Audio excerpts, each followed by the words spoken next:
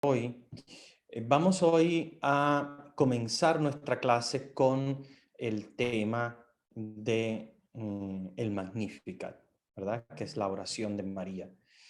Em, Recuerden que tenemos pendiente los dogmas marianos, que vamos a empezar a estudiarlos, pero vamos a hoy a introducir el Magnificat.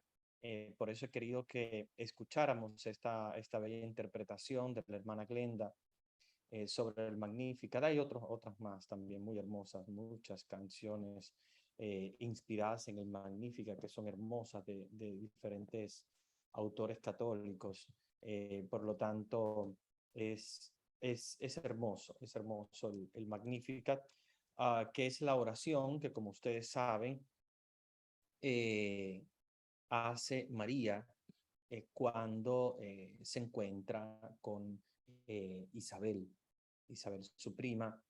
Eh, Ella mm, lo primero que hace es enaltecer la grandeza de Dios cuando precisamente su prima Isabel, ¿verdad? Dice, ¿quién soy yo para que me visite la madre de mi Señor?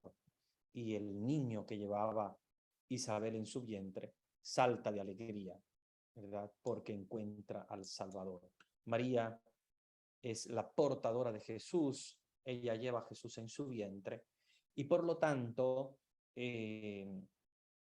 esa presencia de Dios en ella eh, lo exalta, ¿verdad? De algún modo. Y mm, ella lo hace como un canto, como una especie de, nosotros le llamamos cántico, en realidad no es un canto melódico porque ella lo hace como una especie de poesía, pero es realmente como un canto elevado al Señor, es una proclamación de gloria del Señor. Y fíjense cómo María nos enseña que no es ella la finalidad, no es ella la que obviamente viene a salvar, sino ella se proclama sierva. Y esto es lo que la hace realmente grande a María. Ella se proclama sierva del Señor. Fíjense cómo comienza el Magnificat. Vamos a estudiarlo. El Magnificat comienza diciendo, proclama mi alma la grandeza del Señor. O sea, María está proclamando desde el interior de su alma. Por eso dice, proclama mi alma la grandeza del Señor. Se llama Magnificat, para que ustedes lo sepan. Algunos tal vez tienen duda y dicen, bueno, ¿de dónde viene este nombre del Magnificat? Viene porque el original en latín, que bueno, digo el original, que obviamente María no hablaba el latín, pero fue el original eh, en cuanto a oración, cuando la iglesia lo traduce al latín. Acuérdense que el Imperio Romano hablaba latín y por lo tanto el escrito que fue en griego, el escrito del Nuevo Testamento, se tradujo al latín para poder ser usado por todas las personas, los que vivían en el Imperio Romano. Estamos hablando de Roma y todos sus alrededores, incluso hasta la tierra de Jesús, que estaba gobernada por los romanos, también tenían la lengua, el latín como oficial. Y bueno, por eso la iglesia también dejó el latín como lengua oficial. Ya en la actualidad el latín no es una lengua viva, es una lengua muerta porque nadie la habla, solamente está escrita. Yo creo que me he encontrado solamente una o dos personas que hablan latín, pero ya no ya es una lengua muerta, nadie lo habla. Simplemente las personas lo entienden, lo leen, pero no se habla como tal, porque como les digo, es una lengua ya muerta, nadie lo usa. Solamente me encontré un grandísimo estudioso de latín que sí habla latín, pero creo que es él solo consigo mismo porque el latín es una lengua que ya no tiene uso para hablar, sino es solamente para escritos. Igual que el griego koiné. El griego moderno sí, porque se habla en Grecia. Sin embargo, el griego koiné, que es un tipo de griego que usaron para el, el Nuevo Testamento, no, no se usa ya, solamente está en escritura. Entonces, lo que les decía del latín es porque la oración en latín, que obviamente era, digamos así, como la oficial, no fue la primera, no es la original es en griego, pero la oración en latín, que fue la oficial para todo el imperio, comenzaba con la palabra en latín magnificat, que quiere decir proclama. No es exacta la traducción, en español decimos proclama, pero si nosotros queremos una traducción literal, que no suena bien, pero es la literal, quiere decir magnifica mi alma la grandeza del Señor. Por eso se llama Magnificat, porque ella dice magnifica mi alma la grandeza del Señor, o sea, magnifica quiere decir que engrandece, magno quiere decir grande en latín, ¿verdad? Cuando decimos Alejandro Magno, León Magno, Magno quiere decir grande, entonces Magnificat quiere decir que se está engrandeciendo, ¿verdad? Viene de la raíz grande. Entonces, prácticamente lo que dice María es que su alma engrandece a Dios, o sea, la grandeza del Señor.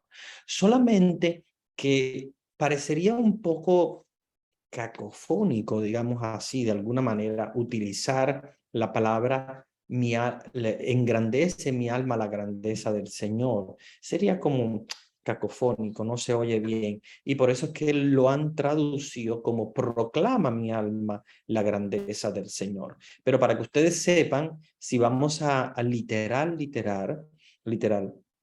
Magnificat quiere decir precisamente engrandece. O sea, María quiere engrandecer a Dios desde su alma. O sea, Dios es grande, pero ella lo quiere enaltecer, ella lo quiere adorar, ella lo quiere elevar. Y en su alma, ¿verdad? Desde el interior de su alma. Y esta es una actitud como la actitud que tenemos también nosotros de oración, cuando nosotros alabamos al Señor, cuando le ensalzamos, cuando lo engrandecemos, no porque Dios necesite ser engrandecido, ya Él es sumamente grande, pero le sirve al alma humana engrandecer a Dios porque el alma también se engrandece cuando está engrandeciendo a Dios. Y eso es lo que hace el alma de María. O sea, el alma de María, al escuchar las palabras de su prima Isabel, ¿quién soy yo para recibir la madre de mi Señor en mi casa? Entonces María quiere proclamar la grandeza del Señor, no quiere la grandeza suya como había hecho Isabel, diciendo, ¿quién soy yo para que venga a visitarme la madre de mi Señor? O sea, está como engrandeciendo a María. María no quiere una grandeza para sí misma. Recuérdense que María es la mujer humilde que nunca busca grandeza, sino que al contrario, ella busca siempre humillarse ante el Señor. Y esta es una manera de humillarse ante el Señor cuando el alma del creyente enaltece al Señor, lo ensalza, lo engrandece, lo proclama. Y esto es lo que hace María. Entonces, Magnificat anima mea Dominus es lo que hace, lo que dice la oración en latín. Magnificat anima mea, o sea, mi alma, Dominus. Dominus, recuérdense que Dominus es el Señor, ¿verdad? De ahí donde viene domingo, para que ustedes vean de dónde vienen las raíces de las palabras. Porque dominus quiere decir Señor. Y domingo es el día del Señor. Dominus es el Señor. Por eso es que el domingo es el día del Señor y bueno, se llama domingo precisamente por eso. María dice, proclama mi alma la grandeza del Señor. María está proclamando la grandeza de Dios Padre. Luego dice, se alegra mi espíritu en Dios mi Salvador. Su espíritu se está engrandeciendo en Dios, pero que es su Salvador. Ella está diciendo que es Salvador, porque el niño que ella lleva en su vientre es el Salvador del mundo, Jesús. Y como ella es la madre del Salvador, su espíritu se alegra porque ella trae consigo la salvación. Salvación que no conocían los demás. Lo conoce Isabel, obviamente, porque es esposa de un sacerdote del templo, que conocía muy bien en las escrituras, conocía muy bien las profecías, y por eso ella logró identificar a María como la madre del Salvador.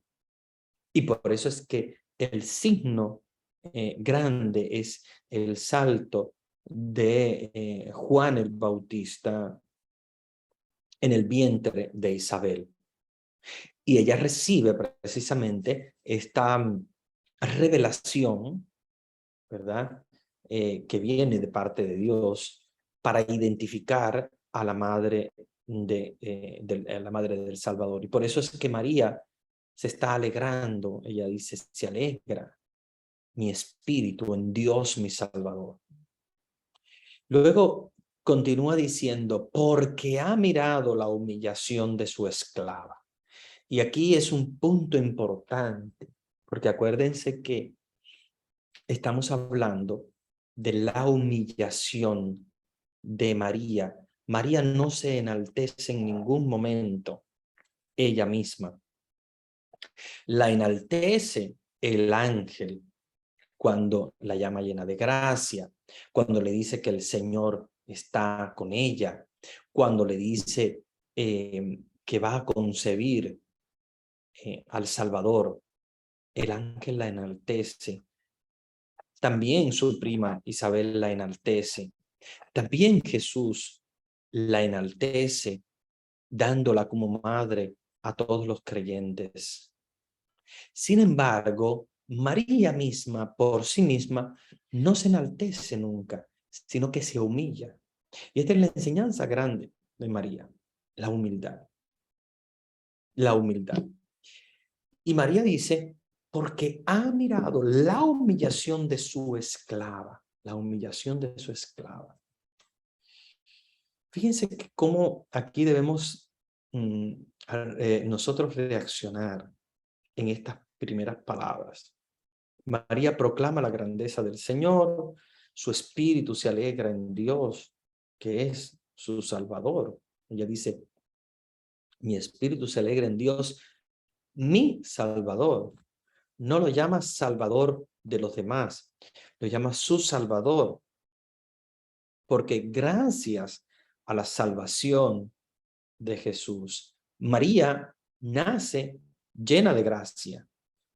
O sea, que la gracia de María le viene dada por su Salvador, que es su Hijo. Entonces María se convierte en la madre de su propio Salvador.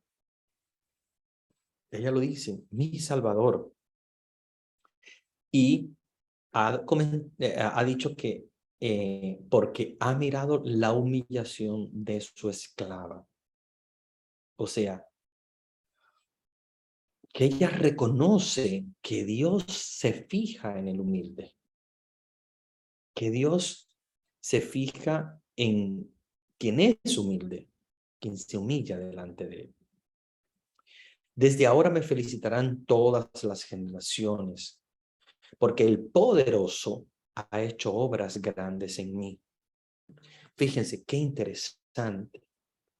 María misma nos está hablando ya del culto que todas las generaciones van a dar a ella. Y esto es Biblia, esto es Biblia. Esto es algo para comentar con los mismos hermanos protestantes que a veces no quieren entender esta parte. Y esto está en el Evangelio según San Lucas, el Magnificat, donde María dice, desde ahora me felicitarán todas las generaciones. Esto es una traducción. Hay otras traducciones donde dice, todas las generaciones me llamarán bienaventurada. Es lo mismo. Felicitar, bienaventurada, quiere decir, has logrado, en otras palabras, has logrado gracia delante de Dios. Has logrado gracia delante de Dios. O sea, la llamarán bienaventurada, beata. Porque el poderoso ha hecho obras grandes en mí. O sea, Dios, ella reconoce que Dios ha hecho la obra en ella. Ella se ha humillado. Ella ha puesto de su parte la aceptación, la fe, la creencia en Dios, la confianza en Dios, la humildad. Pero el poder y la obra viene dada por Dios. El poderoso ha hecho grandes obras en mí. Su nombre es santo. Y su misericordia llegan a sus fieles de generación en generación. O sea, que María nos está diciendo que la misericordia de Dios que se va a derramar a través de ella, porque ella lleva en su vientre al Salvador, dice, va a llegar a los fieles del Señor de generación en generación, no va a detenerse. Y de todas maneras, va a llegar a todas las generaciones. A pesar de que las generaciones se rehúsen a aceptarlo, va a llegar su misericordia, su amor, su bondad, su piedad. María continúa diciendo, Él hace proezas con su brazo. Nos está diciendo que Dios es poderoso y que sus milagros los hace a través de su brazo. Por eso es que María la llamamos la mediadora, la intercesora, porque Dios interviene a través de su brazo, o sea, de su bondad, de su misericordia, de su voluntad. Y nos está diciendo que dispersa a los soberbios de corazón. O sea, que aquellas personas que son soberbias, aquellas personas que prácticamente nos está hablando de lo contrario de la humildad. El que es contrario al humilde es el soberbio. Y a ellos Dios los dispersa. ¿Por qué? Porque el mismo pecado es el que hace que los soberbios se dispersen. Pongan a dos soberbios a hablar juntos para que se den cuenta. ¿Cómo se van a dispersar? Uno va a agarrar un camino y otro. Ellos mismos por su propio pecado se dispersan. Entonces nos está diciendo dispersa a aquellos que son soberbios de corazón. Derriba del trono a los poderosos y enaltece a los humildes. O sea, el que se cree poderoso, el que se cree con un poder, con una autoridad, Dios lo derriba de su trono para colocar a la gente humilde. Aquel que es humilde, aquel que escucha la palabra de Dios, aquel que está en las manos de Dios, aquel que es humilde, aquel que no se cree gran cosa, sino que al contrario, acepta la voluntad de Dios y se humilla delante de Dios. A esos Dios los enaltece. A los hambrientos los colma de bienes y a los ricos los despide vacíos. O sea que Dios cambia completamente el orden del mundo. Aquellos que piensan que tienen todo, aquellos que se creen poderosos, Dios los despide vacíos. Y sin embargo, a los hambrientos los colma de bienes. Recordemos Jesús en la multiplicación de los panes, cómo da de comer a los hambrientos. Recordemos cómo el mismo Jesús viene a cambiar el orden del mundo. Si Él es el Salvador, tenía que haber venido a imagen de David como un rey. Sin embargo, no, porque su reino no es de este mundo. Entonces cambia completamente la mentalidad del mundo. El Mesías viene montado en un borrico, el Mesías viene como rey, pero no rey político o de alguna manera real, sino viene de una manera humilde. Y este es el punto donde nosotros tenemos que aprender la dinámica que Jesús viene a cambiar del mundo. No es como el mundo lo ve, donde los poderosos son los que mandan, donde la gente rica es la que tiene las decisiones, sino que Dios cambia completamente. Él mismo viene hecho hombre a nacer en un pesebre, a ser humilde y a cambiar las estructuras. Despide a los ricos y a los hambrientos los colma de bienes. Sigue María diciendo, auxilia a Israel su siervo. Y recordemos que obviamente María es una israelita. María es una hija también de Israel, que Israel siempre se ha considerado siervo del Señor. Por lo tanto, ella le dice, auxilia a Israel, al pueblo de Israel, que obviamente somos todos los creyentes que somos siervos del Señor. Entonces, auxilia a Israel su siervo, acordándose de su alianza, según lo había prometido a nuestros padres, en favor de Abraham y su descendencia para siempre. O sea, que la promesa que Dios había hecho a Abraham ahora se está cumpliendo en su cabalidad. Dios había prometido a Abraham la tierra, la fecundidad, la bendición. Sin embargo, Abraham no había obtenido la misericordia o el perdón por sus pecados. Pero en este momento, en María, se obtiene ese perdón de los pecados porque trae a Jesús, que es el que perdona. Y por lo tanto se está haciendo realidad la alianza que ya Dios había hecho con Abraham, pero que se hace realidad en Jesús. Este cántico, el cántico del Magnificat, es un himno teológico, muy sumamente importante, igual que el Benedictus, que es el cántico de Zacarías cuando se encuentra, en este caso, en el momento de abrirse los ojos, ¿verdad? Y abrirse la lengua que había quedado mudo, para proclamar la gloria de Dios. Benedictus, por su nombre en latín, bendito sea el Señor Dios de Israel, porque ha visitado y redimido a su pueblo. Es también uno de los cánticos que nosotros utilizamos todos los días para orar. Oramos con el Benedictus en la mañana y con el Magnificat en la tarde. Bien, ahora quisiera dar la oportunidad a todos ustedes, hermanos, para que participen. Voy aquí a darles posibilidad de reactivar sus micrófonos. Me gustaría, si algún hermano o alguna hermana quisiera compartir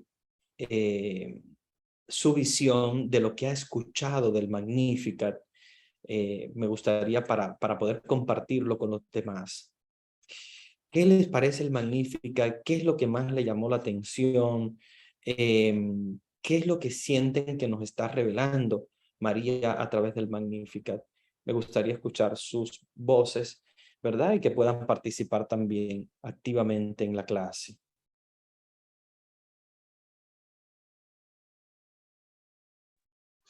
Padre, Adelante.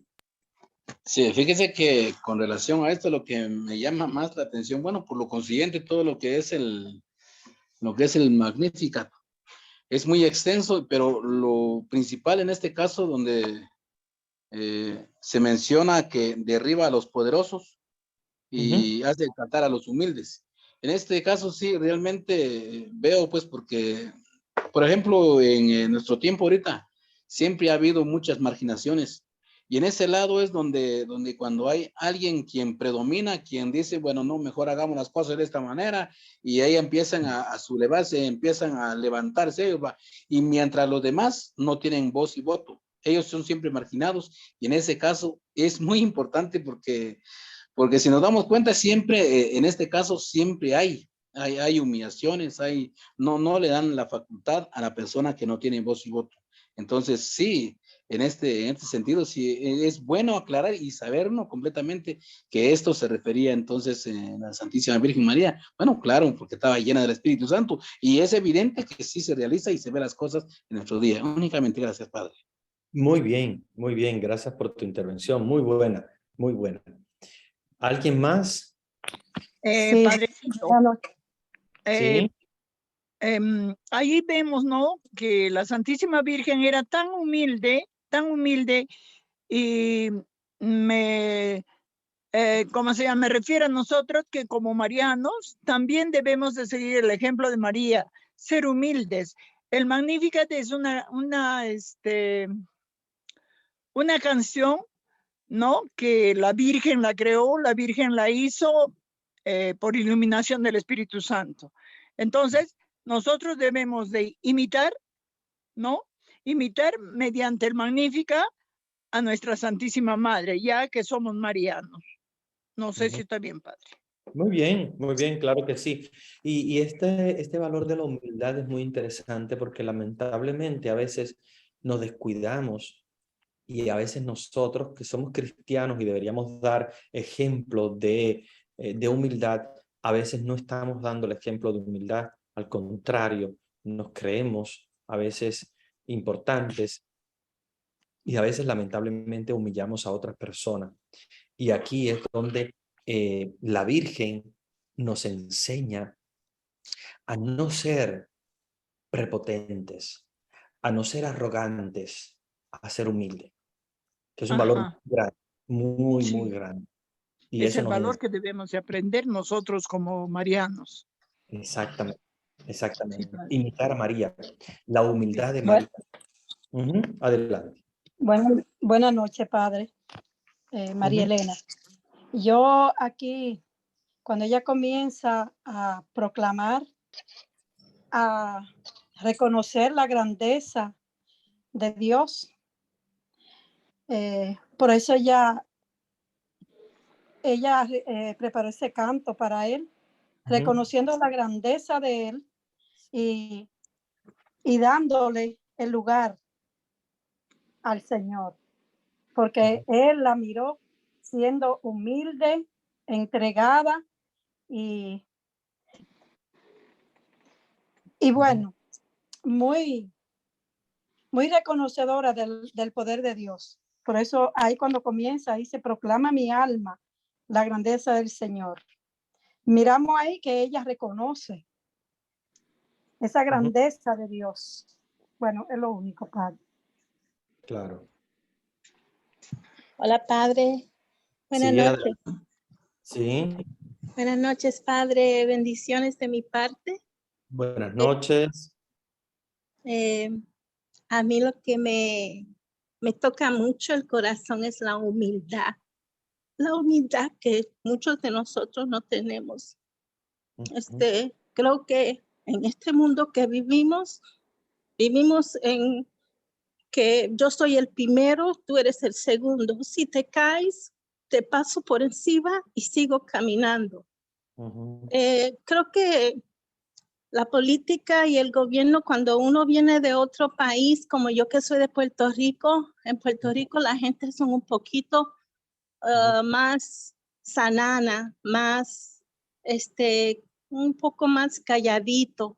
En todos lugares también me siento que también hay gente así, calladito, pero cuando tú caes en Nueva York, tú caes aquí en los United States, es todo diferente. Aquí te enseña que tú tienes que ser el primero, que tú tienes que dejarle el otro que se cayó atrás, porque pues no puedes llegar a la tema o al dinero que tú necesitas tener. Y yo creo que es muy importante que uno sepa que el Señor te hizo y el Señor te da todo y que fue por medio de la Virgencita María que mi primer amor fue Jesús. Yo estoy ahora conociendo a la Virgen María. Y en conocer a la Madre, yo creo que yo he aprendido bastante. Bueno, estoy aprendiendo mucho de ella. Cómo es ella, sencilla, calladita, no habla, más escucha, muy obediente. Y pues que el camino al Señor es alguna vez bien difícil. Y yo creo que le doy gracias que usted está dando esta clase. Le doy gracias al Señor mío que estoy tratando de mantenerme ahí siempre agarrada de la mano de Él por medio de nuestra Madre María, que me ha enseñado muchas cosas poquito a poquito. Y eso es lo que quiero solamente compartir. Me emociono porque soy una mujer muy, un poquito, cuando hablo de estas cosas, lo estoy hablando de un sentimiento real. Y no sé, me emociono, le doy gracias a Dios de verdad por todo lo que tengo, pero trato de siempre ser humilde, siempre ser humilde. Okay, amén. Claro, muy bien y muy bonita tu reflexión. Es cierto que cuando llegamos a Estados Unidos, la realidad a veces es esa, de pisotear a las personas, de ser el primero, y es siempre una carrera muy fuerte de quién quiere, quién va a salir o quién va a sobresalir por encima de los demás. Nosotros creyentes somos diferentes. Nosotros nos basamos en el valor de la humildad. Nosotros no andamos buscando grandezas. La grandeza de Dios es la única grandeza. Entonces no andamos buscando nosotros ser grandes, sino humillarse como María nos dijo, porque el que se humilla, ¿verdad? Como la misma enseñanza del Evangelio. El que se humilla será enaltecido, y el que se Gracias, enaltece Padre. Buenas noches, padre. aprender. Sí, adelante. ¿Alguien más? Padre, buenas noches, hermanos. Buenas Yo no noches. sé si usted lo va a comentar, pero a mí me encanta y entendí un poco el Magnificat desde que investigando encontré una parte de la homilía de Juan Pablo II en una visita que hizo a México.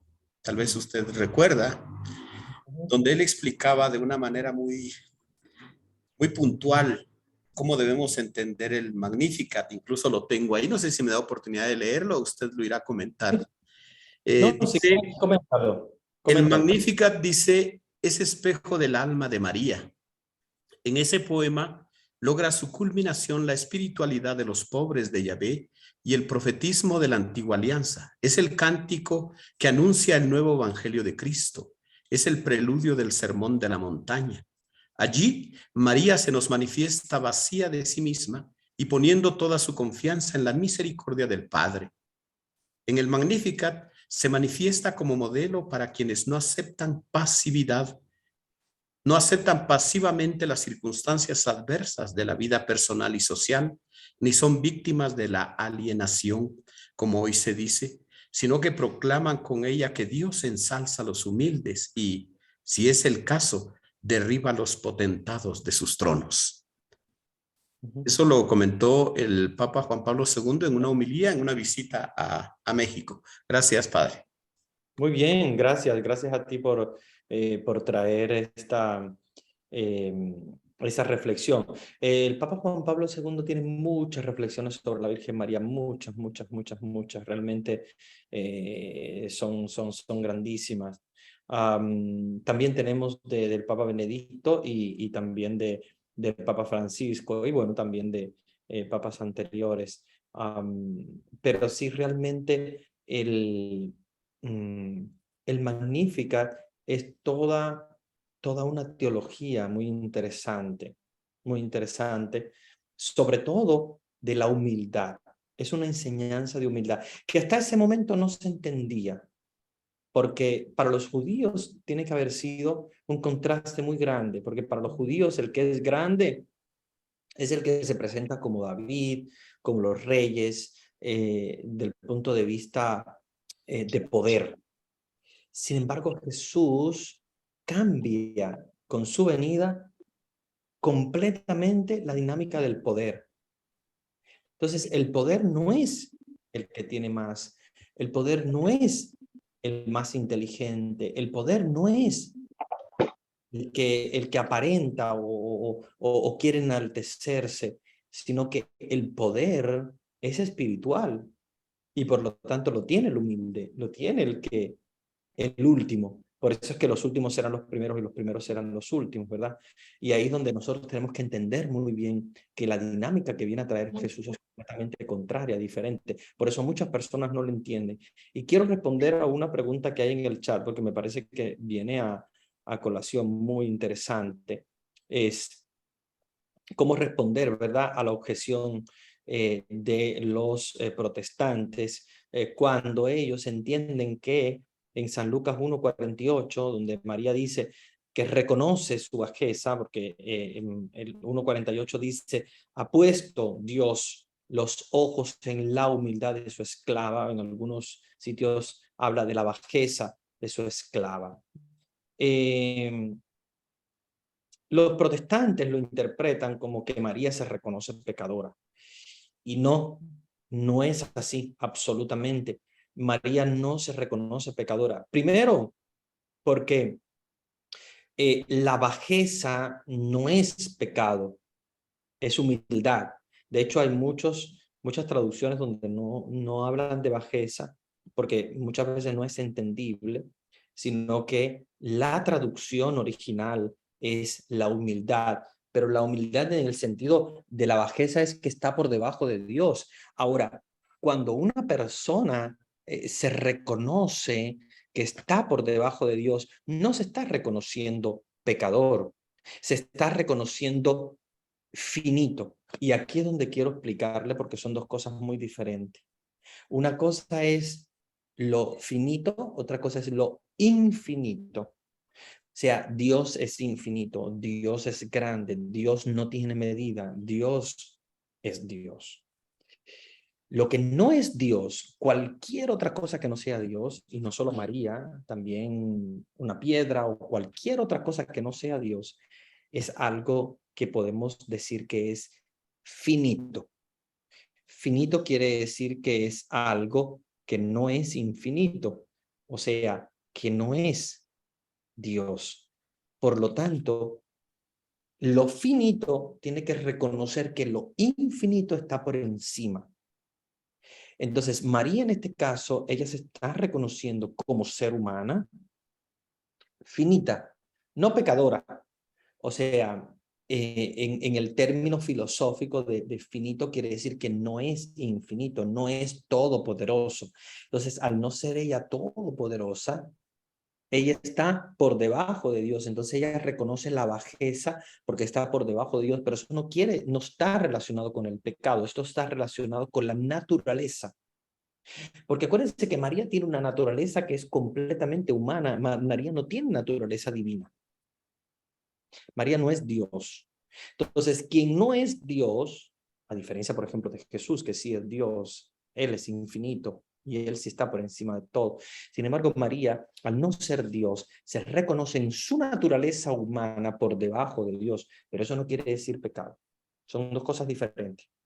Una cosa es la bajeza del pecado, que no se llama bajeza, no se llama bajeza, sino que el pecado es lejanía completa de Dios. No estás ni por debajo, ni por encima, ni por el lado de Dios. Estás completamente fuera de Dios. Pierdes la amistad con Dios.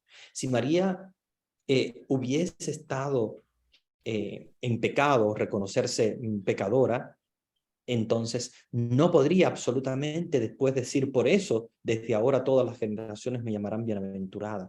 Fíjense que el versículo 48 empieza diciendo, ha puesto los ojos en la humildad de su sierva.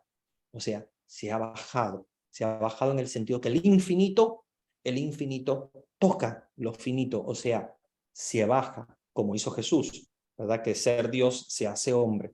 Lo mismo, o sea, Dios desde su posición infinita, eterna, se abaja, mira a su esclava y la ensalza. O sea que no podemos hablar absolutamente de una bajeza del pecado, porque al contrario, o sea, lo que hace es que Dios mira hacia abajo, o sea, desde su posición como Dios, y obviamente María no es Dios, no está en esa posición, Él se abaja O sea, mira la humildad de su esclava y después dice, por eso desde ahora todas las generaciones me llamarán bienaventurada, y la ensalza a Dios. Entonces, esto es un mecanismo muy interesante y es un mecanismo de naturaleza, no es un mecanismo de pecado. Aquí no se está hablando de pecado. De hecho, nunca el pecado se va a comparar con humildad. No, al contrario, el pecador es prepotente. Entonces, no podemos hablar de que María se está considerando pecadora, se está considerando humilde por debajo de Dios. Pero fíjate, tenemos que hablar allí de una acción de Dios interesante que no tiene que ver con el pecado en lo absoluto. Cuando dice, desde ahora las generaciones me llamarán bienaventurada. Si las generaciones la van a llamar bienaventurada a María, no podemos hablar de pecado. Sería completamente contradictorio que ella esté hablando de que las generaciones la van a considerar bienaventurada cuando se está hablando de pecado. No, ningún pecador puede absolutamente ser llamado bienaventurado. Entonces, porque acuérdense que bienaventurado viene de la palabra beato, beatos, que es la persona que está en amistad total con Dios. Por lo tanto, no cabe absolutamente esa interpretación. Si los evangélicos la han querido hacer para tratar de sostener su idea, que es completamente absurda, que no quiero ni siquiera que sea la idea de Lutero, porque ni siquiera Lutero originalmente tenía esa idea de la Virgen María.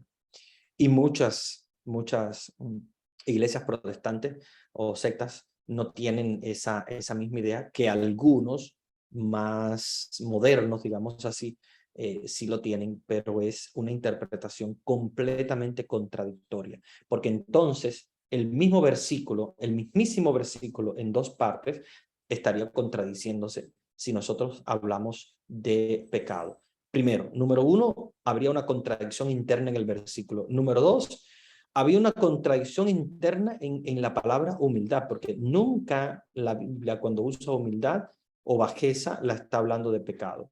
El pecado para la Biblia es enemistad con Dios, lejanía, no es bajeza. La bajeza, de hecho Jesús se abajó. Jesús se abajó. Y de hecho hay un texto bíblico con donde habla de este anonadamiento de Jesús. Se lo voy a buscar.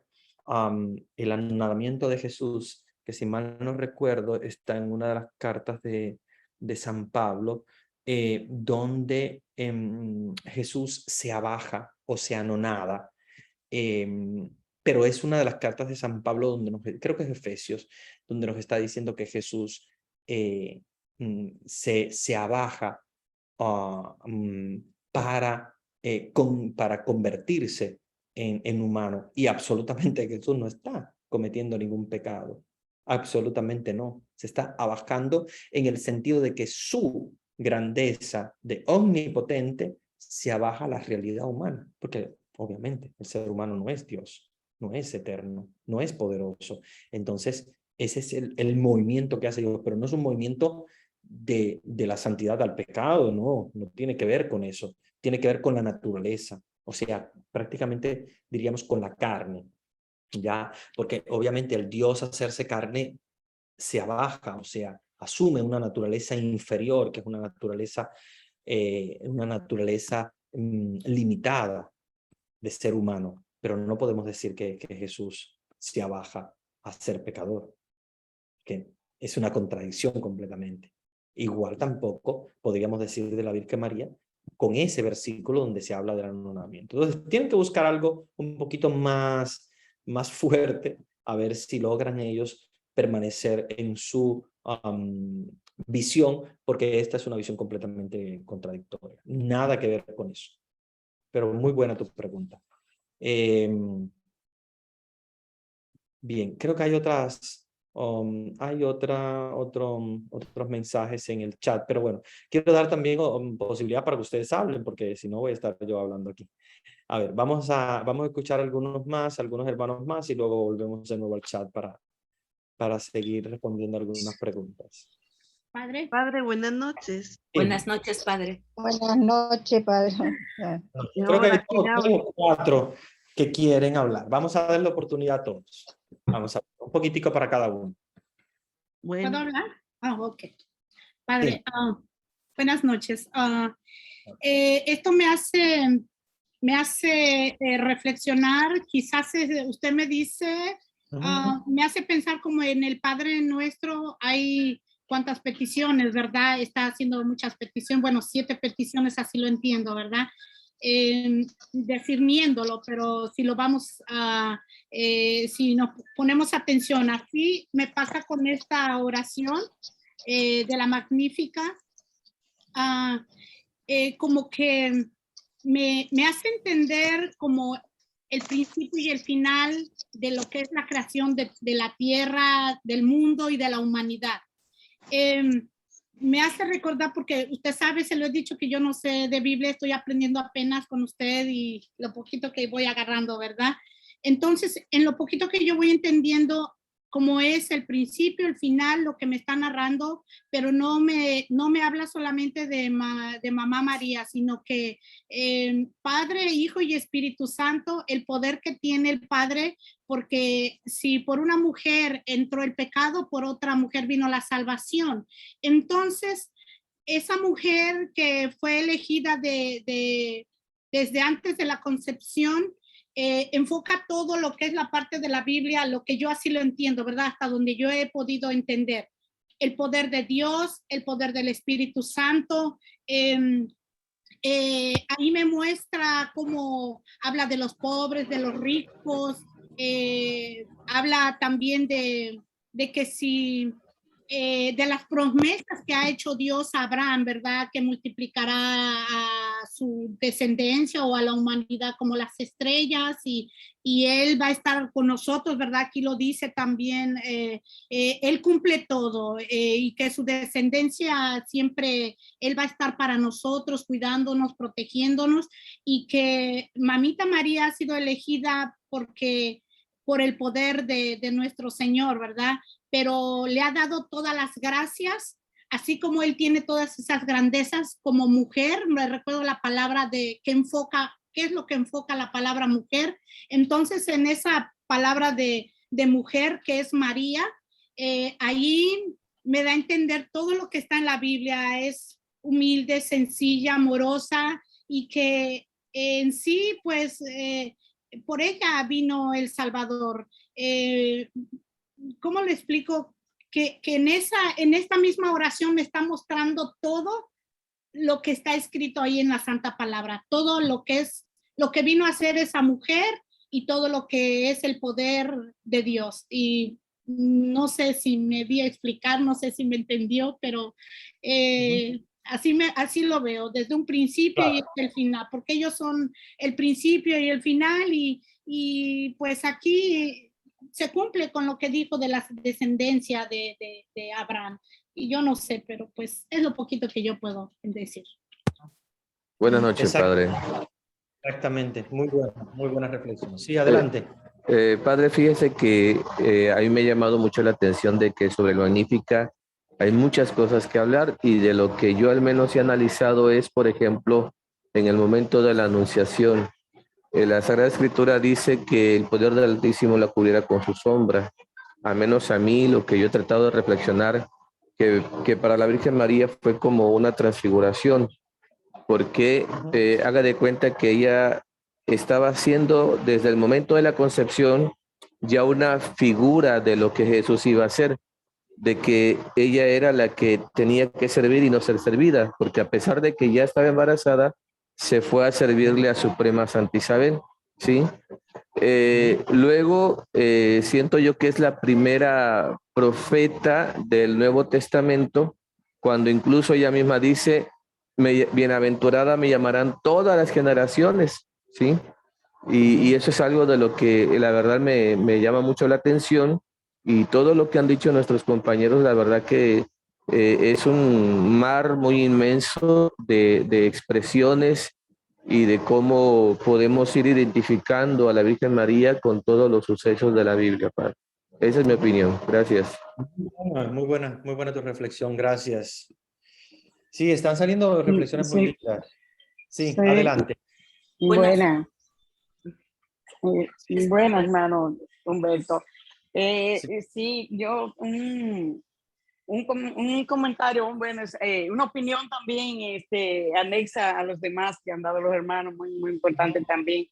Es donde yo digo que María fue y es y será siempre como lo demostró, que ella fue el ejemplo palpable de donde el Señor dice que en vino, que no se puede echar vino nuevo en odres viejos. Porque entonces explotaría. Entonces, María fue la que recibió la tan alta gracia que fue la única que pudo recibir la más alta gracia de Dios, donde no fue tampoco la que dio el ejemplo como para que el Señor depositara toda su confianza y toda su gracia, que incluso trajo el Salvador al mundo, que fue una gran unción,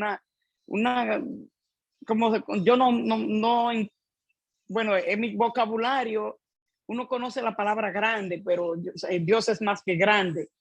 Y es una unción tan grande que incluso formarse hasta su propio hijo en el vientre de ella, el hijo de Dios en el vientre de ella. O sea que fue la más considerada como la mejor.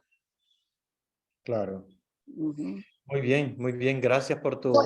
Buenas noches, padre. Sí, Buenas adelante. noches, padre. ¿Cómo está? Muchas gracias por permitirme. Bueno, son unas poquitas acotaciones a lo que acaban de decir nuestros hermanos también.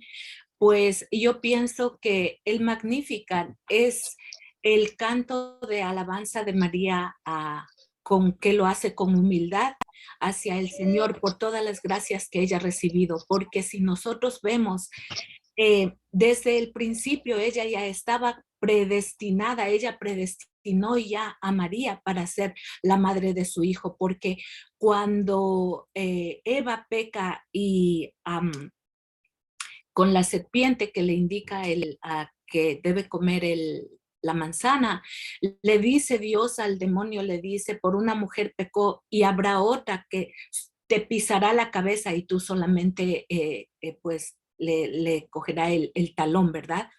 Entonces, yo pienso que María desde el principio de los tiempos, tanto Dios, la Santísima Trinidad, escogió a María, viendo en ellas la pureza que ella tenía de su corazón. Estamos hablando de una muchachita de 14 años, de 15 años, que no podía haber tenido el pecado o la malicia como para estar teniendo pecados y decir, pues, mira mi bajeza. No, en la parte humana nosotros podemos tener, pero ella ya era predestinada desde el principio de los tiempos, yo pienso, y ella en toda la grandeza que fue escogida para ser la madre de nuestro Señor Jesucristo aquí en la tierra, ella nos muestra tanta humildad, tanta sencillez y tanta sumisión a aceptar todos los designios del Señor.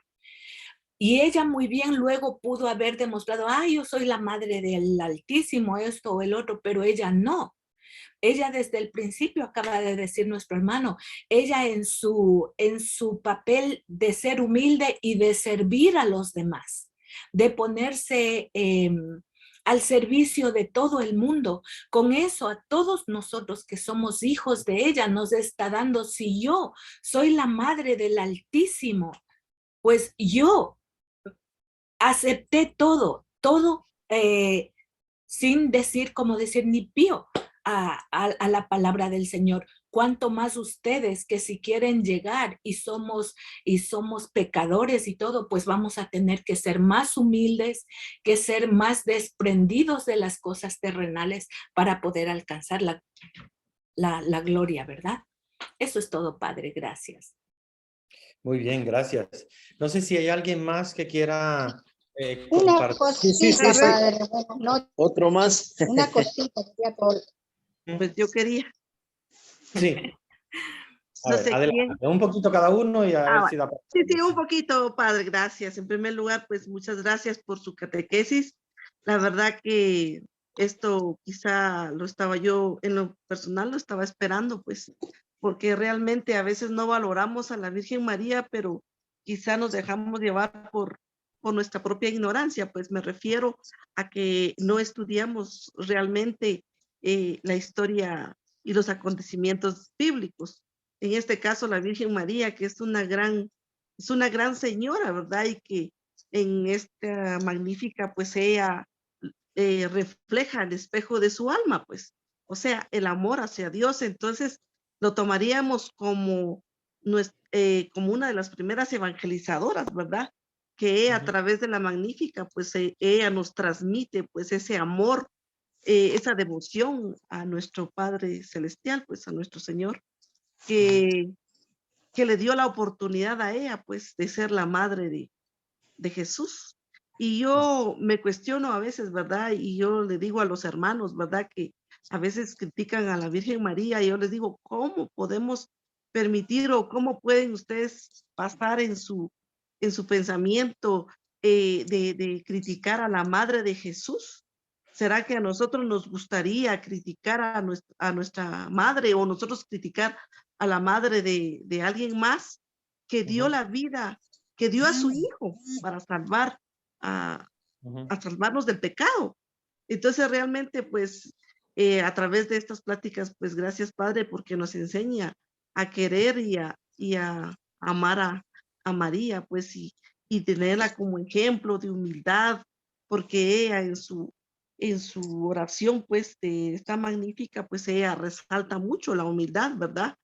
Y a los pobres, pues que ella fue muy humilde, pues, y quizá que nosotros podamos, pues, dar testimonio, pues, de ese amor, pues, ¿verdad? Para la conversión de nuestros hermanos. Gracias, Padre, por su catequesis. Realmente esto lo necesitamos. Ay, Un internet. saludo de acá de Guatemala. Muchas gracias. Muy bien, muy bien. Gracias. Bueno, dos cositas quería, buenas noches, padre. Buenas noches. Quería reflexionar, ya se dijo mucho sobre, y todas muy lindas las reflexiones.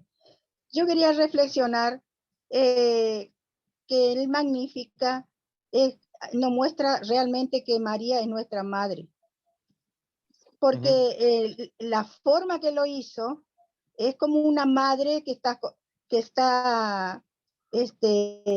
queriendo enseñar a su hijo quién era Dios, que hay que alabarlo, que hay que ser alegre, y habla de su pequeñez porque que hay que ser humilde.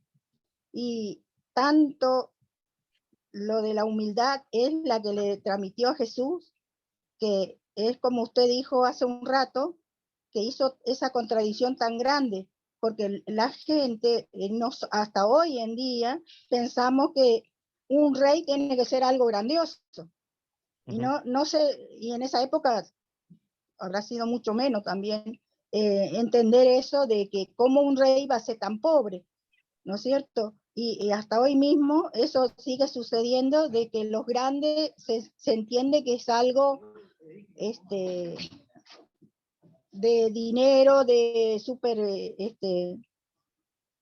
de confort, de todas esas cosas. Y Dios nos muestra que nada que ver, que es otra cosa. Por lo menos en lo que Él busca es nuestro interior, nuestro corazón, nuestra humildad. Y en eso María se esforzó en esta magnífica de dejarnos como mamá su enseñanza de cómo alabar a Dios, se pone de ejemplo ella misma, ¿no es cierto? Que ella era la esclava, de que ella, acá dice pequeñez, miró mi pequeñez, o sea, como usted lo explicó muy bien, ¿no es cierto? Y esa era mi reflexión. Y para ser rey en la tierra es como que esa contradicción tan grande de las cosas, que hay que cambiar nuestra mentalidad y pensar de que las cosas pasan por nuestro corazón, por lo que sentimos, por lo que somos como personas, con esa humildad, y no en lo que nosotros tenemos. No sé quién no habrá enseñado eso, ¿no? De que creemos que las cosas pasan por por lo grande. Bueno, grande Claro. es Dios, ¿cierto? Pero no en el sentido humano. Bueno, esa era mi reflexión. Muy bien, muchas gracias. Creo que, bueno, hemos tenido ya bastantes intervenciones muy bonitas, muy interesantes. Tenemos que seguir haciendo así, ¿verdad? Interviniendo en cada clase, porque la idea es que todos participen, que la clase sea participativa, que todos escuchemos la idea de todos, que eso es muy importante para que nos enriquezcamos todos.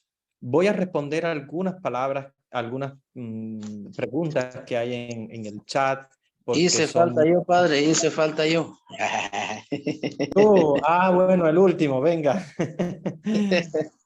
Mire, Vamos. perdone, aquí le saluda Santos. Muchas gracias, padre, por esa, ahí sí que tremenda enseñanza. Para mí en lo personal, pues estoy aprendiendo mucho de lo que es la vida de nuestra Madre Santísima, porque les vuelvo a repetir, pues yo estoy prácticamente cero en esto. Pero definitivamente en mi forma de ver, en mi forma de pensar y según lo que dice la palabra de Dios, ¿verdad? Es cuando las personas dicen lo contrario de nuestra madre, por ejemplo, yo que he salido de las sectas, pues realmente se critica mucho lo que es María. Es una simple mujer y punto, hasta nada más. Pero hoy en día, pues realmente yo me pongo a pensar y a reflexionar y tomo un texto, por ejemplo,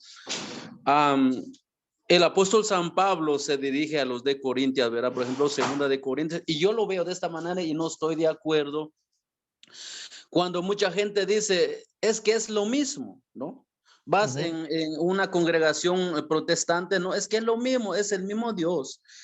Pero yo no lo veo de esta manera. Puede ser de que sí adoran al mismo Dios, pero la doctrina es diferente, ¿no? Es totalmente, la enseñanza es diferente. Entonces yo creo que no son las personas que realmente no les gusta hablar de María. Yo creo que es el mal. Yo creo que es Satanás. Ahí sí que como dice Pablo, ¿verdad? Los de Corintias, segunda de Corintios capítulo, yo creo que 11 del 14 en adelante, donde él dice, su táctica no debe sorprendernos. Si el mismo Satanás se disfraza de ángel de luz, no es de extrañar que sus ministros se disfrazan de ángel, o de ángeles, perdón. Bien. Yo creo que sí. Por ejemplo, vamos, en el Evangelio de San Lucas, donde estamos compartiendo ahorita, en el 48, 1:48, y donde ella dice que y en adelante me felicitarán o me llamarán bienaventurada. Yo creo que está muy claro que como cristianos católicos o como cristianos, llamarnos cristianos, ¿no? Debemos de prácticamente aceptar la voluntad de Dios, porque lo que está escrito aquí es palabra de Dios. O por ejemplo, si uno dice que está lleno del Espíritu Santo, debe de actuar como Santa Isabel, ¿verdad? Que quedó llena del Espíritu Santo y ella exclamó con esas palabras, bendita tú entre las mujeres. Entonces yo creo que mi forma de pensar de que, y eso es lo que siempre comparto hoy en día con nuestros hermanos separados, porque yo de ahí salí, y que realmente debemos, bueno, en lo personal le he pedido perdón a Dios en primer lugar, ¿no? Por hablar mal de nuestra madre en su momento, por ignorante, ahí dice, por ignorancia, pero gracias a Dios hoy en día a través de estas formaciones y muchas gracias a usted, padre, por tomarse la molestia de compartir con nosotros, ¿no? Y yo siempre lo digo que a lo mejor no va a recibir ni un solo centavo de nosotros, pero muchas gracias porque nos ha iluminado tanto en lo personal, me ha llenado mucho estas clases y me sirve de mucho para no, hay que hablar o antes de hablar hay que pensarlo 2 veces. Muchas gracias. Muy bien, gracias, Santos. Y bueno, vamos a ir al chat porque tenemos allí muchas preguntas interesantes o comentarios. Al primero dice, bueno, es un mensaje que me mandaron directo, pero bueno, se los comparto. Buenas noches, padre. Este Magnificat es el mismo cántico de Ana, de 1 Samuel 2:1. El cántico de Ana tiene mucha semejanza con el Magnificat. No es el mismo, no es el mismo. No estaba María diciendo el cántico de Ana, incluso el cántico de la profetisa Ana, madre de Samuel, es más largo. Tiene aspectos semejantes, digamos que la idea de derribar a los poderosos y enaltecer a los humildes, sí, es la misma de la profetisa Ana. Sin embargo, el cántico del Magnificat es completamente diferente. Ana no llama, no habla de que el poderoso se ha fijado en ella y que obviamente la llamarán bienaventurada, no habla de eso, y hay muchos otros aspectos tampoco que no tienen semejanza, pero sí digamos que el núcleo central de Ana, que es esta doctrina sobre el humilde y el poderoso, sí que es muy semejante al de María. De hecho, se han hecho estudios muy interesantes sobre un paralelismo con los dos cánticos, pero no son el mismo. Bueno, aquí lo de Filipenses 2:6, que era lo que andaba buscando, gracias Diego. Sí, que es donde dice que Jesús se despojó de su condición divina, se rebajó a la naturaleza humana, en el sentido que se abaja, ¿verdad? Se rebaja a la naturaleza humana. Y eso es lo que se nos habla, ¿verdad? En el versículo de María, la humildad, ¿verdad? En la cual se fija Dios, o el abajamiento o el anonadamiento que hace Dios de su naturaleza divina a la naturaleza del hombre. Y obviamente se fija en María haciendo ese acto de abajarse, ¿no? Y de mirar la humildad de María, de su sierva. Por lo tanto, no tiene nada que ver con el pecado. Obviamente Jesús, cuando se rebaja la naturaleza humana, no es rebajarse al pecado, María tampoco, es simplemente un acto de rebajarse de la naturaleza, no absolutamente de pecado ni nada por el estilo, al contrario. En ninguna parte de la Biblia se habla de rebajarse al pecado, y si lo habla es porque no se va a contagiar con él. De hecho, Jesús, cuando se rebaja la naturaleza del hombre pecador, no es para contagiarse con una naturaleza pecadora, sino es para la salvación. Para entender la santidad de María hay que entender la santidad de Jesús. Muy bien, de acuerdo. Hebreos 2:17 dice que Jesús tuvo que asemejarse a los humanos para expiar los pecados del pueblo. Exactamente, sí, asume la naturaleza humana para poder expiar los pecados de todos, pero no se contagia absolutamente en ningún momento, ni Jesús ni María, con el pecado. Otro versículo que respalda la veneración o felicitación de María, Lucas 1:48, Proverbios 31:30, donde dice que la mujer que teme a Jehová. Recuérdense que Jehová no es un nombre, de Dios, es un nombre equivocado, erróneo, que usan los testigos de Jehová. Y aquí el texto lo tomaron de Reina Valera 1960, entonces es una Biblia protestante. Entonces tengan en cuenta de que esa Biblia es una Biblia protestante. El texto donde lo tomaron, que habla de Jehová, y RV, Reina Valera, es la edición de los Testigos de Jehová, es una Biblia que no está aceptada, no solo por la Iglesia Católica, es que muchas iglesias no aceptan esta, porque es una Biblia hecha solamente por ellos, por los Testigos de Jehová, con modificaciones a favor de ellos, así que no usen de lo posible esa. Usen la mejor, más aceptada mundialmente, es la Biblia de Jerusalén, aceptada incluso por otras iglesias, porque es la Biblia más de acuerdo con la tradición y con el original en griego. Muy bien, esa, la Biblia de Jerusalén, ahí la está mostrando Juana Lombardo, exactamente. Entonces, Reina Valera, traten de cambiar, si la tienen, bueno, porque algunas personas la reciben gratis y tienen la Reina Valera, cambien la Reina Valera porque no es fiel al original, no la usamos nosotros. Bueno, les había comenzado a hablar sobre los dogmas marianos y obviamente hoy hablamos del Magnificat para prepararnos al estudio de los dogmas marianos. Los vamos a estudiar más en profundidad, obviamente más adelante, cuando ya tengamos la oportunidad de estudiarlos en específico, cada uno de ellos. Vamos a estudiar los textos. Hoy solamente voy a introducir porque no me va a dar tiempo, pero sí quiero introducir a los textos originales que en la Iglesia Católica, ¿verdad?, se usaron para hablar de dogma. Los 4 dogmas, como ustedes saben, ya yo se los comenté en la clase pasada, es la Inmaculada Concepción de María, María Inmaculada, y se recuerda que fue un contexto histórico de la Iglesia muy interesante, contexto histórico del Papa Pío IX, que es Pío IX, es Pío IX, okay. Nosotros decimos nono, pero no se dice noveno, pero bueno, para que ustedes sepan, es el noveno de los píos y se le llama Pío IX por esa situación. Entonces, Pío IX fue el que declaró el dogma de la Inmaculada Concepción de María. La virginidad perpetua de María es María Virgen perpetua, que también es otro de los dogmas marianos que comenzó en el Concilio de Constantinopla, otorgándole el título a María como Virgen Perpetua.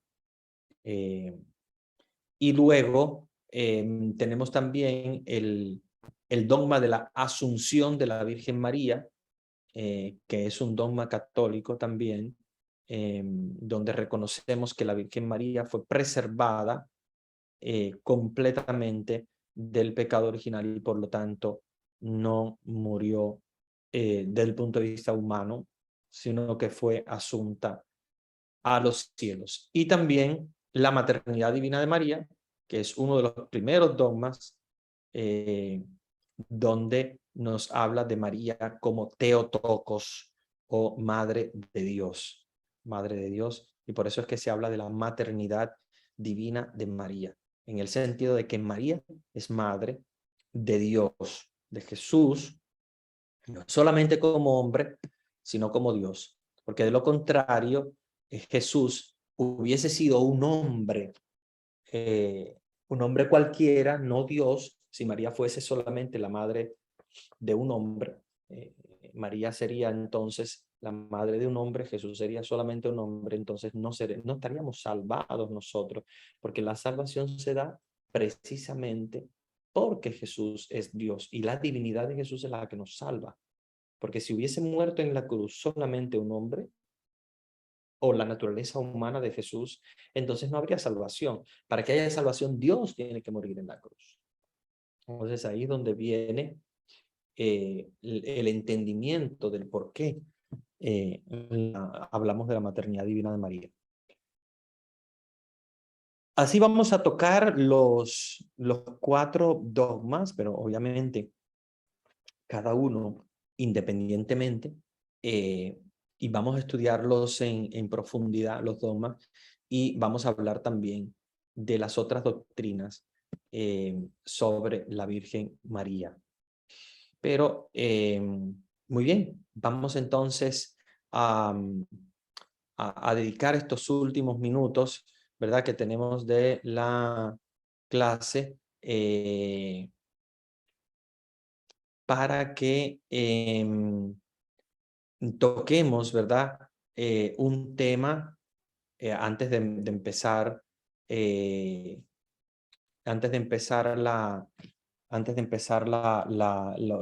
tema de los dogmas.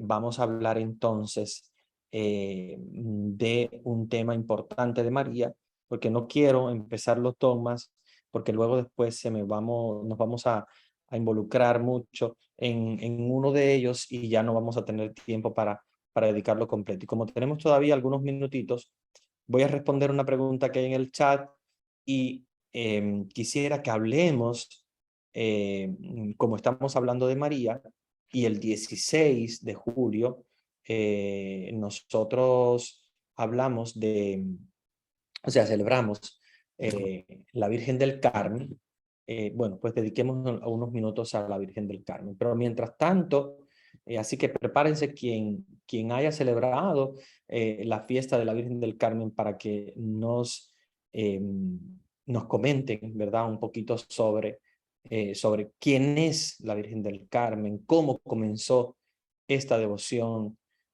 a Nuestra Señora del Monte Carmelo, ¿verdad? Llamada Virgen del Carmen o Virgen del Carmelo. Vamos a hablar sobre ella, porque es una devoción muy, muy grande.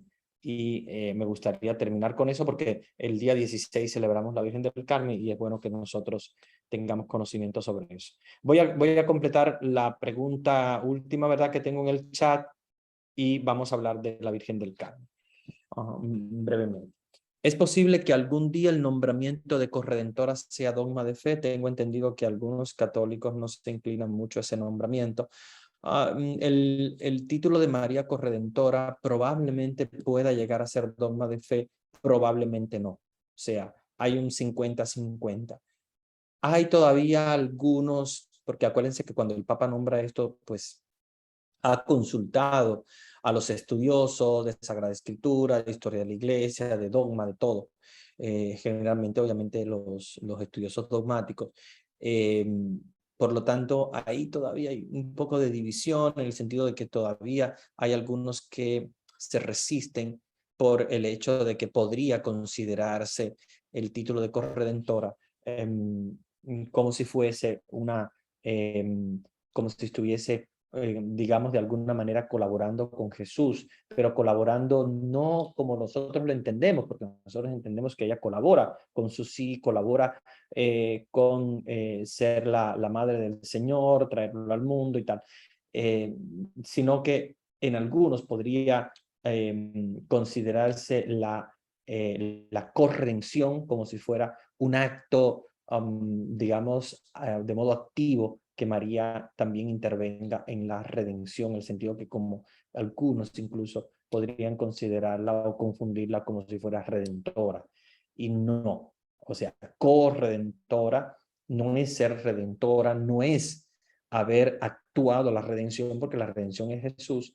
La corredentora es en el sentido de que ella colabora, pero colabora de otro modo, no es ella la que lo hace, o sea, no es directamente, sino es una colaboración indirecta, ¿verdad? Es como cuando nosotros, por ejemplo, digamos que el sacristán prepara para la misa, no está celebrando la misa, pero está colaborando con el sacerdote para la celebración de la misa, porque pone el altar, porque coloca las hostias, etc. Entonces, ahí estamos hablando de una colaboración indirecta.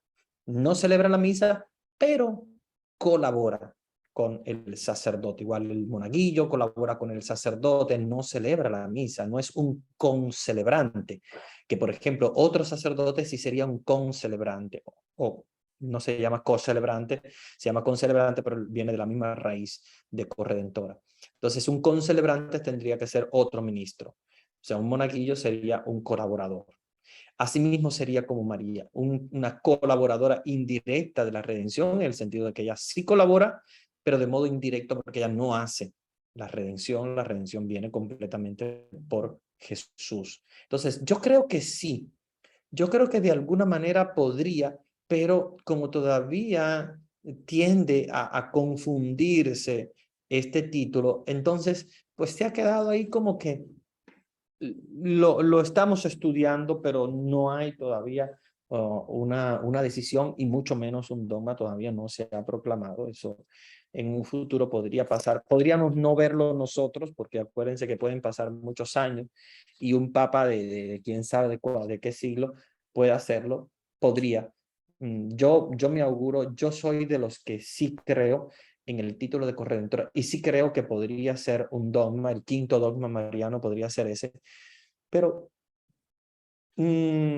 entiendo que muchos en la iglesia podrían rehusarse, porque podría prestarse para la confusión, aunque obviamente yo entiendo que no, al menos yo no tengo confusión en lo absoluto con el título de corredentora, y claro, obviamente no creo que necesitemos digamos, confundir ese nombre, sino que al contrario, podríamos ayudar a los creyentes a entender este título. Pero está en las manos todavía de los estudiosos hasta que se les recomiende al Papa que sí es momento y él decida proclamar el dogma. Muy bien. Entonces, la Virgen del Carmen o Nuestra Señora del Monte Carmelo.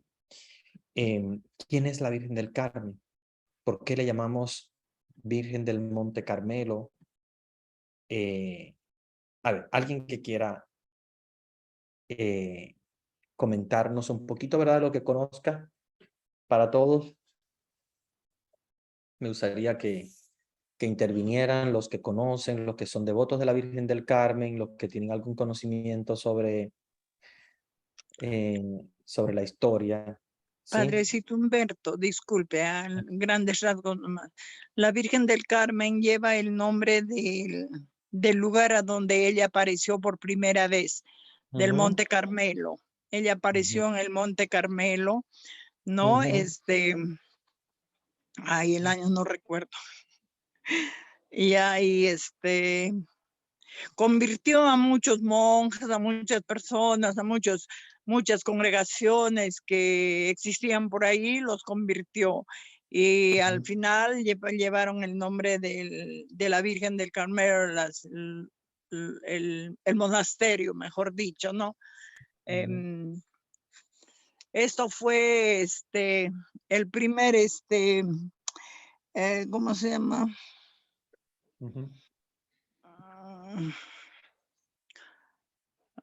¿Cómo se llama este santo? ¿No? San Juan de la Cruz. San Simón Stock. Ahí está, el que propagó la aparición de la Virgen, ¿no? Claro. Muy bien. ¿Alguien más tiene otros datos interesantes? Sí, buenas, padre. Buenas tardes. Sí, yo no sé mucho, pero sí sé que la Virgen le entregó el escapulario a San Simón Stock. Es como que le dio como le dio parte de su vestido. Es un pedacito de tela marrón que se usa. Hay gente que en estos tiempos están usando el escapulario y están usando, parece que el mismo comercio se ha inventado hacer los escapularios de cuero o de metal y no son aceptables eso, la devoción no lo acepta. Tiene que ser un pedacito de tela, se llama escápule porque dice hombro, no sé qué idioma es hombro, escápule, tiene que ser puesto en los hombros. No debe ir enganchado ni en la muñeca, ni en la cintura, ni debe de ir en la pierna, sino que es una devoción para ir en los hombros. Y es como decir que nosotros llevamos un pedacito del traje de María. La Virgen nos promete mucha promesa al que lleva su devoción, dice que no morirá sin su auxilio. Y ella estará librándonos de muchos peligros que nos puedan acechar a nosotros, pues ella también nos ayuda. Y que el que muera y lleva la devoción al escapulario, yo la llevo, debe tener la confianza de que si pasará por el purgatorio, pero llevando la fe en la devoción, no quiere decir que el escapulario sea un amuleto, tampoco es un amuleto, porque de nada me sirve a mí llevar el escapulario puesto y llevar una vida mundana, una vida que no viva en gracia, ahí la Virgen no va a hacer nada, sino que si yo llevo el escapulario, yo tengo que vivir como una persona que de verdad lleva el escapulario, viviendo una vida digna, una vida bajo los sacramentos y tratando, porque somos pecadores, pero tratando. Dice que la Virgen le dio a San Simón Stock el escapulario y fue el primer milagro, que fue un señor que se le apareció como si estuviera endemoniado, y él lo que hizo, que se lo tiró en el cuello y el hombre se liberó. Lo que quiere decir que el escapulario lo puede llevar todo el mundo. No, Claro. no hay como una distinción de decir solamente X persona lo puede Ujú. llevar, sino que lo puede llevar toda la persona que quiera. Y solamente es puesto por el sacerdote única vez. Cuando el Exacto. sacerdote lo pone una vez ya bendecido, después si a uno se le daña, pues uno compra uno, lo lleva y lo bendice y uno mismo se lo pone. Ya no tiene el sacerdote que Ya volverse no a tiene poner. que, claro, la Porque primera ya vez. sí, la primera vez únicamente. Exacto. A mí me gusta estudiarlo mucho, pero que la mente como que a veces se me olvida. No, has dado muchos datos interesantes. Dice que fue la aparición en el año 1251 que le Sí, entregó el escapulario a San Simón Stott. 16 de julio de 1251, exactamente. Sí, 16 de julio de 1251, que se le aparece San Simón Stock, que él era el superior general de la orden que después se llamó Carmelitas, ajá.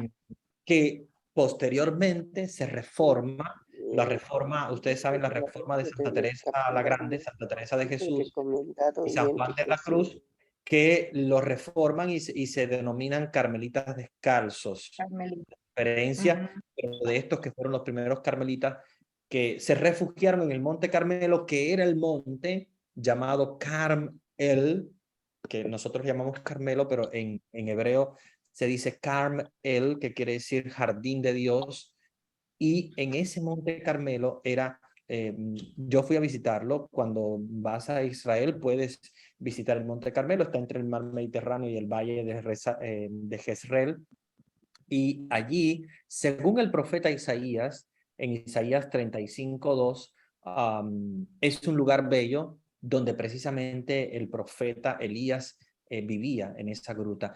Y este grupo de monjes que se retiraron al Monte Carmelo, de los cuales San Simón Stock era el superior, ellos se refugiaron allí y a la Virgen aparecerse a San Simón Stock, recibió, ¿verdad?, el nombre del mismo monte, del Carmelo, la congregación también, la congregación. La Virgen luego se le aparece al Papa Juan XXII y le promete ayuda contra los adversarios de la iglesia si le otorgaba la aprobación a los carmelitas, a la congregación. Y la Virgen también le prometió la salvación de los carmelitas profesos y a aquellos devotos que llevaran la señal del hábito o del escapulario y que pudiesen cumplir obviamente también las prescripciones de oración. No es solamente llevarlo, hay que orar también y obviamente llevar también una vida alejado del pecado. Sí, la La devoción, Virgen prometió descender al purgatorio el primer sábado después de la muerte de las personas. O sea, cuando una persona muere, el primer sábado siguiente, ella prometió descender al purgatorio y poder llevar las almas al cielo. De ahí es que se denomina esto en lo que se llama el privilegio sabatino. Y esto fue aprobado por el Papa Juan XXII con una bula. Una bula es una orden papal en 1322 y luego fue aprobado también por el Papa Clemente VII con un documento mucho más extenso en el año 1527. Entonces, bueno, tenemos la Virgen del Carmelo, también se le llama estrella del mar, o sea, o Stella Maris, lo mismo, Stella Maris, que es estrella del mar y por lo tanto también es patrona de los marineros, sobre todo en Europa, en España, Portugal y tal. La Virgen del Carmen es la patrona de los marineros. Bueno, ya el tiempo se nos ha agotado, creo que hemos hablado mucho y muy lindo hoy. Vamos a seguir hablando en la próxima clase, vamos a tocar los dogmas marianos y vamos también aprovechando a hablar de alguna devoción de la Virgen y a conocer un poquito más de nuestra Madre. Voy a darles la bendición y espero que todos ustedes y sus familiares estén protegidos bajo el manto de Nuestra Señora del Carmen, que a todos Nuestra Señora les proteja como madre, interceda por ustedes, por sus familiares y Dios les obtenga a través de la intercesión de nuestra Santísima Virgen María todo aquello que necesitan. El Señor esté con ustedes. Y con tu espíritu. Y la bendición de Dios Todopoderoso, Padre, Hijo y Espíritu Santo, descienda sobre ustedes y permanezca para siempre. Amén.